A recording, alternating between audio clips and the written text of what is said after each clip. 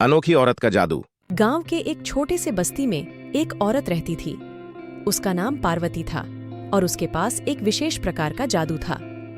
पार्वती का जादू किसी भी रूप में चमकता था, लेकिन उसे अपने तकमील का वक्त इंतजार करना पड़ता था।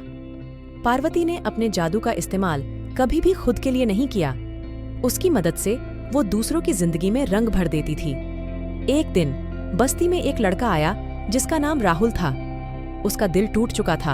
अपने दिल की गहराइयों को समझने में पार्वती ने अपने जादू का उपयोग किया और एक खास कहानी शुरू हुई। उसने राहुल को एक पुरानी किताब दी जिसमें लिखी हुई कहानियों ने उसके दिल को छू लिया। राहुल ने देखा, सुना और महसूस किया जैसे कहानियां उसके अंदर एक नया जहन खोलती हैं। जादू से भरी हुई किताब ने उसके दिल को भावनाओं से भर दिया। राहुल का चेहरा खिला और वो महसूस करने लगा कि जिंदगी में हमेशा कुछ नया है, बस हमें उसे देखना पड़ता है। पार्वती की कहानी ने उसके अंदर एक नया जज्बात का आसमान खड़ा किया।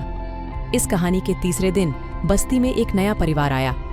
वीणा, एक विदुषी औरत, अपने बेटे रजत के साथ।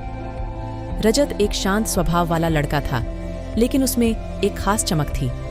उसकी आंखों में एक अलग प्रकार का सपना चमक रहा था और वो अपने सपनों की कड़ी मेहनत में लगा हुआ था। पार्वती ने रजत को देखा और महसूस किया कि उसमें कुछ खास है। उसने अपने जादू से रजत की कहानी को सजाया और उसे एक नया दृष्टिकोण दिया। रजत ने अपने सपने को सच करने का इरादा किया और उसने खड़ी मेहनत और लगन के साथ अपने लक्ष्य को पाया। बस्ती में दिनों दिन नया रंग भरने लगा। पार्वती का जादू हर किसी के दिल को छू रहा था। इस कहानी से यह सीख मिलती है कि जिंदगी में हमेशा कुछ खास है, बस हमें उसे देखना और समझना पड़ता है। और जब हम अपने खास जादू को दूसरों के साथ बात करते हैं तो जिंदगी रंगीन और खुशी भरी हो जाती है।